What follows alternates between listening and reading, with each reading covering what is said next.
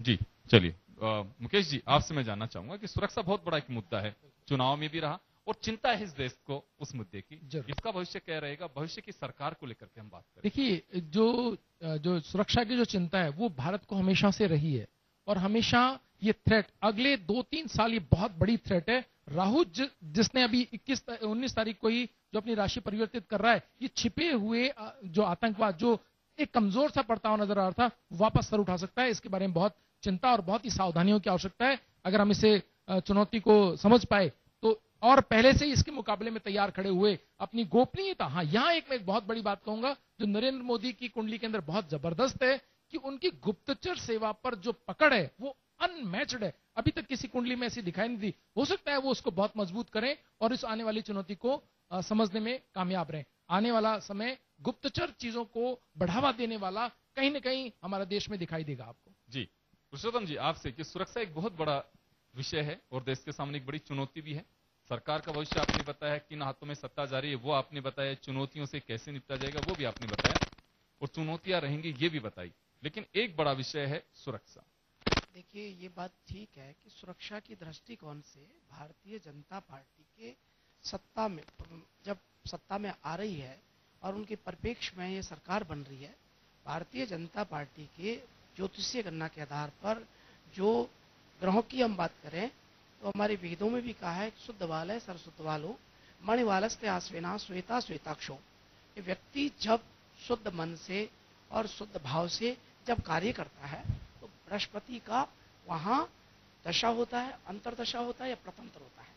तो बृहस्पति का अभी अंतर भारतीय जनता पार्टी जो अपनी प्रतिष्ठा को, मैं इससे पूर्व बोला कि भारतीय जनता पार्टी के परिप्रेक्ष्य में सरकार बनेगी और नरेंद्र भाई मोदी प्रधानमंत्री बनेंगे, इसके समक्ष, इसके परिप्रेक्ष्य में पूरे देश में हमारे युवाओं को रोजगार के दरवाजे खुलेंगे और पूरे देश में प्रतिष्ठा बहुत ऊंचाइयों पर बढ़ेगी और सुरक्षा की दृष्टि से भी काफी मजबूत और सशक्त होगी। जी, तो इकोनॉमी की बात करें। हाँ, ये बात ठीक है कि वित्तीय प्रबंधन की जो स्थिति है वो थोड़ा सा अभी चलेगा और ये 1 वर्ष तक, क्योंकि बृहस्पति 19 जून 2014 से बृहस्पति परिवर्तन कर रहे हैं और 13 जुलाई 2014 से राहु राशि परिवर्तन कर रहे हैं। तो यहाँ बृहस्पति जो मई 2015 तक जो रहेगा वहाँ इकोनॉमिक वित्तीय प्रबंधन में थोड़ा सा उतार चढ़ाव, फ्लेक्सिबिलिटी देगी। जी, एक मुकेश जी, मैं समय तो बहुत कम है, मैं लेकिन एक आपसे जानना चाहूंगा, सत्ता किसी भी हाथों में जा रहे हो लेकिन विपक्ष कितना मजबूत रहेगा? आप देखेंगे कि इस देश ने ऐसा विपक्ष नहीं देखा होगा। इतने घोटाले खुलने वाले हैं।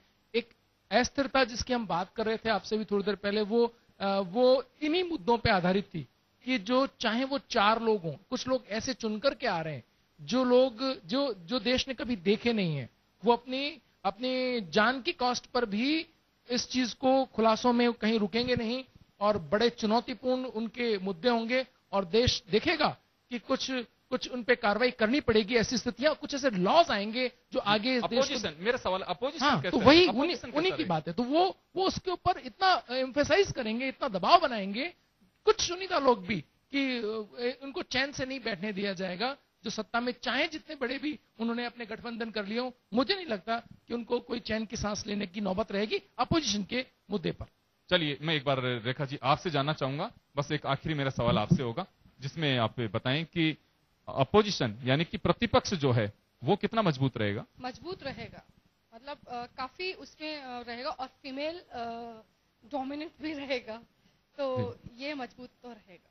जी चलिए, तो भविष्य की सरकार का भविष्य आपने अलग अलग जो हमारे यहाँ पे जाने माने प्रकांड पंडित जो रहे उनसे आपने सुना और गुलाबी नगर जयपुर यानी कि छोटी काशी के इनका अपना एक वर्चस्व नाम है, इस क्षेत्र में उन्हें महारत हासिल है, उन लोगों को आपने सुना और भविष्य की सरकार का कैसा भविष्य है, किस तरह की चुनौतियां होंगी और क्या जनता की भावनाओं पे वो सरकार खरी उतर पाएगी, तमाम मुद्दों पर हमने खुल करके चर्चा की और सबकी निगाह अब 16 तारीख पे टिकी हुई है। एग्जिट पोल के बाद में आपने हमारा ज्योतिष पोल भी देखा जिसमें भी यही कहा जा रहा है कि नरेंद्र मोदी प्रधानमंत्री बन रहे हैं, हालांकि चुनौतियां उनके सामने बहुत होंगी, ये देखने वाली बात होगी। खैर, भविष्य की सरकार का भविष्य में अब इतना ही। हमारे तमाम अतिथियों का बहुत बहुत शुक्रिया। अब दीजिए इजाजत, नमस्कार।